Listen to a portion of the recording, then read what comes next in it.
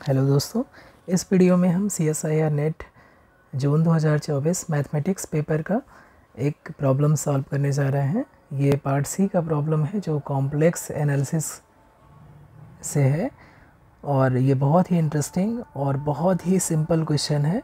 Out of 5 star इसके जो difficulty rating है वो सिंगल स्टार है, यानी कि बहुत ही ईजीएस्ट प्रॉब्लम है इस पेपर का, जो कि एक सिंगल रिज़ल्ट पर डिपेंड करता है और उस रिज़ल्ट का नाम है पिकार्ड-लिटिल थ्योरम। और कॉम्प्लेक्स एनालिसिस में ये एक सिंगल रिज़ल्ट है जो बहुत ही पावरफुल है और बहुत ही ज़्यादा अप्लीकेबल है। और इस रिज़ल्ट पर बेस्ड, पिकार्ड से लिटिल थ्योरम पर बेस्ड हर एक एग्ज़ाम में, चाहे वो गेट का एग्ज़ाम हो, चाहे नेट का एग्ज़ाम हो, कोई भी कॉम्पिटिटिव एग्ज़ाम हो जो हायर मैथमेटिक्स पे डिपेंड कर रहा है, तो वहाँ पर आपको इससे रिलेटेड क्वेश्चन ज़रूर मिल जाएंगे। तो मैं यहाँ पर स्टेटमेंट मेंशन कर रहा हूँ, पहले उसको समझते हैं, उसके बाद इस प्रॉब्लम को सॉल्व करते हैं। इसका स्टेटमेंट क्या है? पिकार्ड से लिटिल थ्योरम का let f from c to c be an entire function. कोई भी हमारे पास इंटायर फंक्शन हो और अगर उसका जो रेंज है f ऑफ c क्या कहलाएगा? रेंज कहलाएगा इस फंक्शन का। और अगर c से हम f ऑफ c को निकाल दें तो ये क्या हो जाएगा? कॉम्प्लीमेंट कहलाएगा, f ऑफ c का complement. If the set, this set, यानी कि the complement of range set of f in c, ठीक है, कॉम्प्लीमेंट निकालना है, यानी कि ऐसे एलिमेंट जो रेंज में नहीं है, कॉम्प्लेक्स प्लेन के ऐसे एलिमेंट जो रेंज में नहीं है, f के रेंज सेट में बिलोंग नहीं करते हैं। अगर ये सेट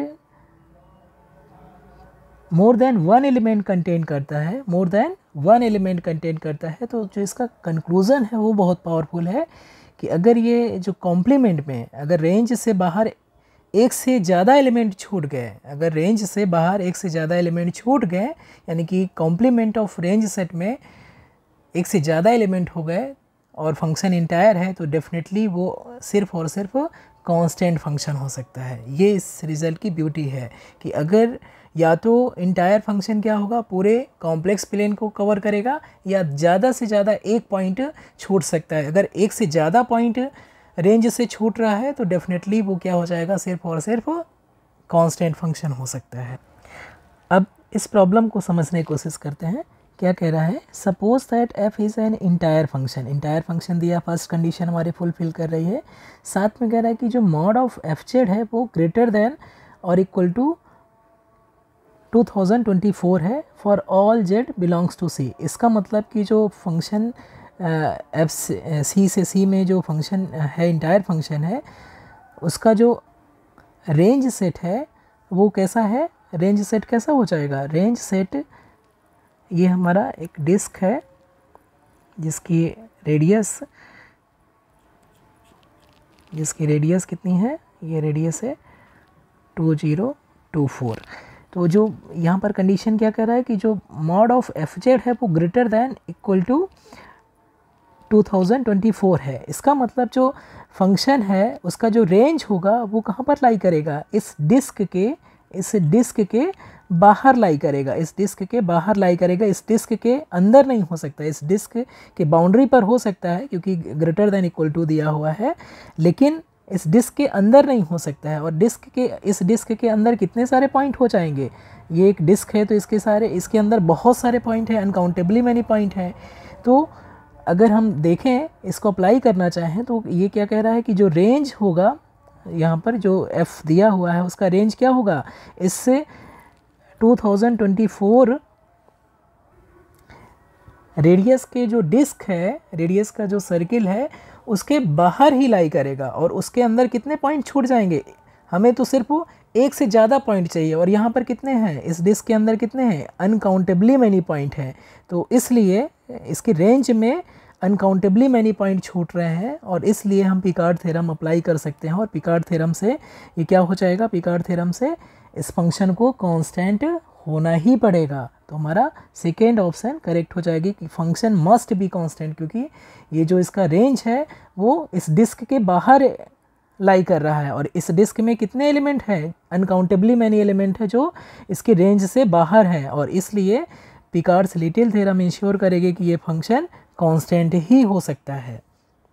अब एक चीज़ हो गया कि फंक्शन जो हमारा f है वो कांस्टेंट फंक्शन है, और चूंकि ये इंटायर है तो c से c में डिफाइंड होगा, और ये कांस्टेंट फंक्शन है। तो कांस्टेंट फंक्शन है तो ऑब्वियसली चाहे अगर हम z1 not equal to z2 कोई भी दो कॉम्प्लेक्स नंबर लें तो क्या हो जाएगा, चूँकि कांस्टेंट फंक्शन है इसलिए f of z1 equal to f of z2 हो जाएगा। दो डिफरेंट पॉइंट की इमेज क्या हो जाएगी, सेम ही होगी, क्योंकि फंक्शन क्या है, ये कांस्टेंट फंक्शन हो गया, इसलिए ये इंजेक्टिव नहीं हो सकता, इसलिए ऑप्शन थर्ड हमारा करेक्ट नहीं हो सकता है। और इंजेक्टिव नहीं हो सकता है तो ऑब्वियसली फंक्शन बाइजेक्टिव भी नहीं हो सकता है, इसलिए फोर्थ भी हमारा गलत हो जाएगा। अब हम फर्स्ट ऑप्शन पे आते हैं। फर्स्ट ऑप्शन में क्या कह रहा है कि जो फंक्शन है एफ जेड इक्वल टू 2024 यानी 2024 होगा for all Z belongs to C. ये कांस्टेंट फंक्शन एक पॉसिबिलिटी को रिप्रेजेंट कर रहा है, ज़रूरी नहीं है कि कांस्टेंट यही हो। यहाँ पर अगर हम देखें मॉड ऑफ एफ जेड निकालें तो ये कितना आएगा, 2024 ही आएगा। तो ये कंडीशन तो सेटिस्फाई कर रहा है, लेकिन सिर्फ और सिर्फ यही एक इंटायर फंक्शन है जो इस कंडीशन को सेटिस्फाई कर रहा है, और कांस्टेंट हो ये ज़रूरी नहीं है। फॉर एग्जांपल अगर हम दूसरा फंक्शन लें सिंपल सा F Z equal to 2024 times I, ये फंक्शन ले लें तो ये क्या है, ये भी एक कांस्टेंट फंक्शन है, और इसका भी अगर मॉडुलस लेंगे तो ये कितना आ जाएगा, 2024 हो जाएगा for all Z belongs to C. ये हमने कांस्टेंट फंक्शन डिफाइन किया है, तो इसका जो मॉडुलस है वो कितना आया है, 2024 आया है, इस कंडीशन को सेटिस्फाई कर रहा है। तो कांस्टेंट तो होगा, लेकिन एफ जेड इक्वल टू 2024 ही हो, हमेशा यही कांस्टेंट हो ये ज़रूरी नहीं है। इनफैक्ट ये जो हमारा सर्किल है, ये जो सर्किल है 2000 रेडियस का, ये जो हमारा सर्किल आया है 2000 रेडियस 2024 रेडियस का, इस सर्किल का कोई भी पॉइंट हम ले सकते हैं, क्योंकि इस सर्किल में कोई भी जो पॉइंट होगा तो उसका जो मॉडुलस लेंगे तो वो कितना आ जाएगा, 2024 हो जाएगा।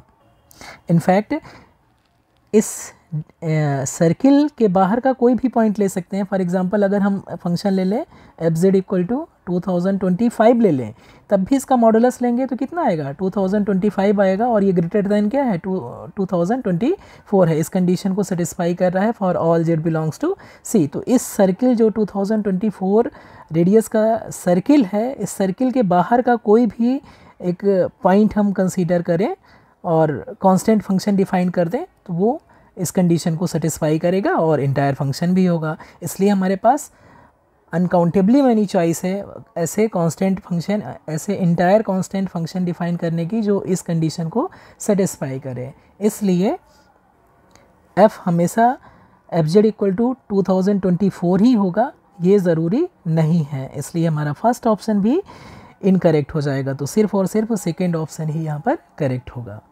उम्मीद है कि आपको ये क्वेश्चन क्लियर हो गया होगा। Thank you so much.